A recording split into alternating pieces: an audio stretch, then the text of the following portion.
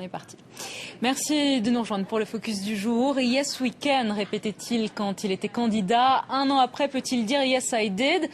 Pas vraiment, pas encore. Barack Obama fête cette semaine le premier anniversaire de son élection historique à la présidence des États-Unis.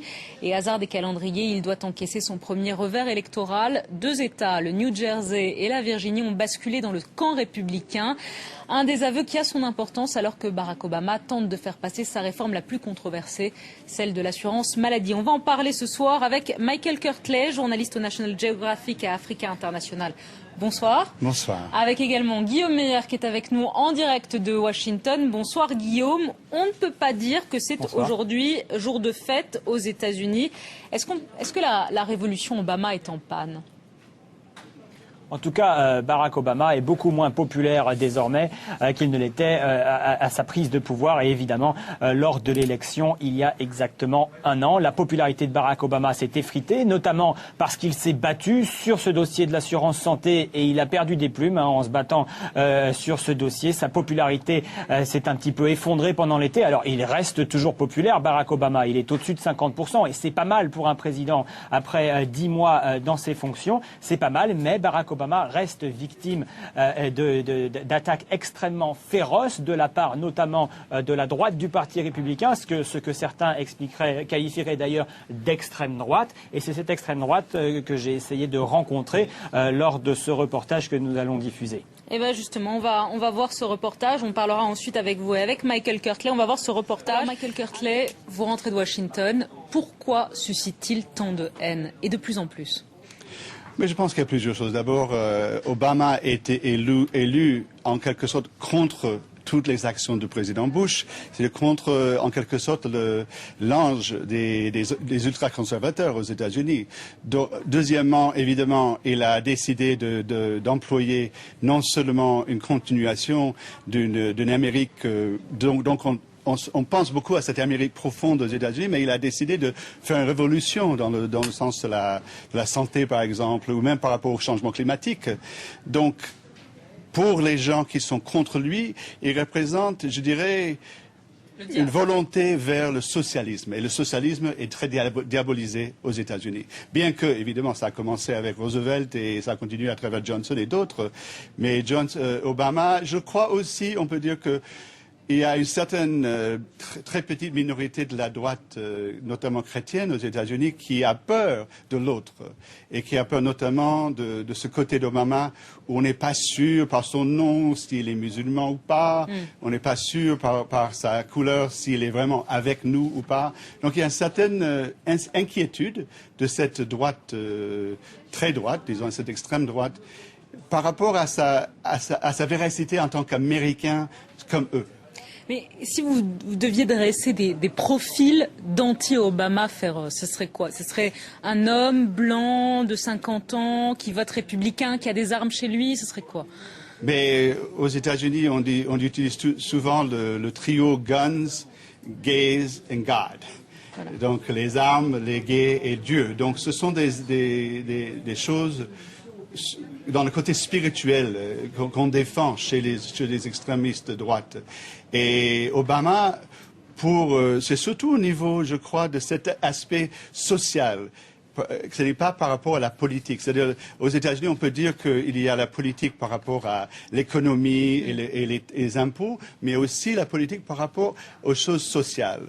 Et je crois que ces extrémistes de droite sont souvent des personnes qui sont surtout suscités par la haine qui émane souvent des stations de radio ou bien de Fox News, de ces différentes antennes qu'utilise le Parti républicain. Ouais. Je crois qu'il n'y a pas d'effort chez ces gens d'essayer de comprendre la vraie situation par rapport à eux-mêmes.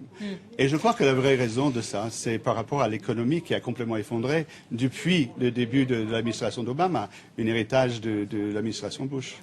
Guillaume, dans votre reportage, un des hommes que vous avez filmé dit le vent est en train de tourner en notre faveur, nous les anti-Obama. D'ailleurs, je vais rentrer en politique pour bien montrer que le vent est en train de tourner. Est-ce que vous diriez ça? Est-ce que si vous voulez les résultats hier en Virginie et dans le New Jersey témoigneraient que le vent est en train de tourner en défaveur d'Obama?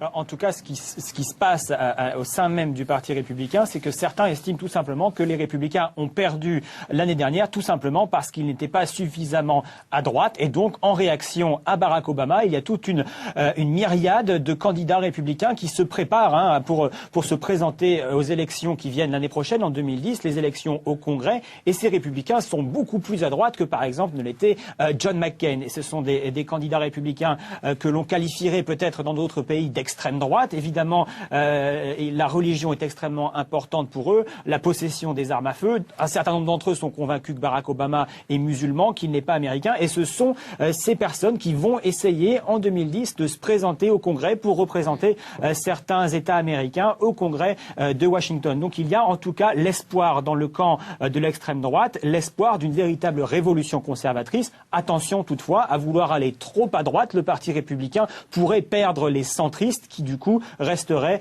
dans le camp démocrate. Donc il y a une véritable réflexion qui est en cours en ce moment même au sein du Parti républicain pour comprendre, pour savoir comment est-ce qu'on peut se renouveler pour reprendre le pouvoir aux démocrates et reprendre le pouvoir à Barack Obama.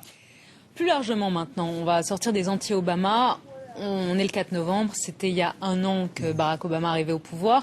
Est-ce que finalement la meilleure chose qu'il n'ait pas faite, cet homme, c'est d'avoir été élu? Est-ce que tout ce qui vient après, c'est banal finalement? Oui, j'ai souvent dit que, dans un sens, le fait que Noir soit élu président des États-Unis est tellement historique que dans un certain point de vue, on s'attend à quoi de cet homme? C'est presque comme si c'était un ange qui est venu pour nous sauver de nous-mêmes. En tout cas, un prix Nobel de la paix déjà. Mais ça, c'est quoi? C'est par rapport à ses activités? Non, c'est par rapport à un rêve et à un certain idéal qu'il a pu épouser et donner aux autres. Je crois que sa plus grande réussite, c'est surtout de réunir le monde derrière lui, y compris en grande partie le monde musulman aujourd'hui.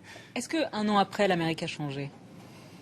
Je crois que l'Amérique aujourd'hui est peut-être plus divisée, dans un sens. Que sous l'ère Bush, qui était quand même quelqu'un qui divisait énormément. Mais c'est divisé d'une autre façon, c'est-à-dire que c'est divisé dans le sens que les gens ont peur de l'avenir, mais c'est en grande partie dû à la crise économique aussi. Je crois qu'on peut dire que l'Amérique... Moi, j'ai beaucoup de confiance qu'Obama va pouvoir réussir son enjeu. Par contre... il faut lui donner un peu de temps. Je crois qu'il est arrivé à un moment où, avec 6 mois de crise économique, et ça dure jusqu'à maintenant, et toute la question des guerres en Irak et en Afghanistan, ça ne gêne pas trop dans la mesure politique. Mais je veux revenir sur une question des élections qui viennent de se passer en New Jersey et en Virginie. Les sondages ont été faits à la sortie de ces élections. Et en Virginie, par exemple, plus de 57% des gens ont dit qu'Obama n'était pas un facteur dans leur vote. Et 25% ont dit qu'ils ont voté relativement, disons, contre Obama. Donc, et la plupart des autres ont voté pour Obama. Donc, dans un sens, pour l'instant, je crois que l'Amérique attend. L'Amérique qui n'est pas cette extrême droite attend de voir. Et un homme politique français, Pierre Mendès France, disait gouverner, c'est choisir. Est-ce que Barack Obama a du mal à choisir? Est-ce que c'est pas son plus gros défaut? On a l'impression qu'il a du mal à trancher. Moi, je le dirais un peu autrement. Je crois que ce que j'ai constaté chez Obama, c'est que quand il était élu et avant, c'était en tant que leader, en tant que visionnaire par rapport à l'avenir. Il nous donnait la possibilité de rêver à une Amérique meilleure que ça ne l'était. Je crois qu'aujourd'hui, j'ai souvent l'impression qu'Obama rentre trop dans les détails. Par exemple, par rapport à cette question de la santé, de l'assurance santé pour tout le monde, quand il fait un discours ou bien quand il va parler de cela, c'est souvent pour expliquer les détails mais ce n'est pas son rôle. Et les détails, ça fait pas rêver. Oui, et ça fait pas rêver, et ce n'est pas pour ça qu'il a été élu. Merci beaucoup Michael Kersley, merci d'avoir été avec nous pour nous parler de ces 1 an de Barack Obama. Merci également à Guillaume Meyer qui était en duplex avec nous pour son reportage. Merci Guillaume, c'était le focus du jour, à suivre la météo internationale et puis un nouveau journal en direct sur France 24.